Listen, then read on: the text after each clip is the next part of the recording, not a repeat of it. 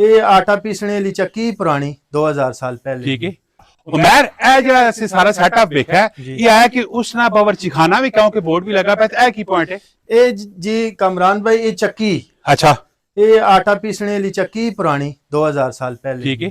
ते ओ सामने जड़ा तुसा नजर पे आना है वो कुआं आ अच्छा एक कुआं फेल हो चुका है हाँ जी ये फेल होया है ना ये उस दौर ना कुआं आया ये तो पानी निकलना है जी जी ठीक हो गया ते इस साइड ते किचन है ठीक है ਇਹ ਉੱਤੇ ਕਿਚਨ ਆ ठीक है ਕਿਚਨ ਦੇ ਨਾਲ ਸਟੋਰ ਰੂਮ ਆ ठीक है ਬਿਲਕੁਲ ਅਟੈਚ ਸਟੋਰ ਰੂਮ ਹੈ ਇਸਨੇ ਉੱਤੇ ਲੱਕੜੀ ਦੀਆਂ ਛੱਤਾਂ ਹੀ ਆ ਸਾਰੀ ठीक है ਤੇ ਲੱਕੜ ਜਿਸ ਟਾਈਮ ਵਾਈਟ ਹਾਊਸ ਅਟੈਕ ਕੀਤਾ ਹੈ ਤੇ ਖਤਮ ਹੋ ਗਈ ਜਲ ਗਈ ठीक हो गया ਤੇ ਇਸ ਦੇ ਨਾਲ ਅਸੈਂਬਲੀ ਹਾਲ ਕਾਨਫਰੰਸ ਰੂਮ ਆ अच्छा एल यानी कॉन्फ्रेंस रूम हाँ आ जी। गया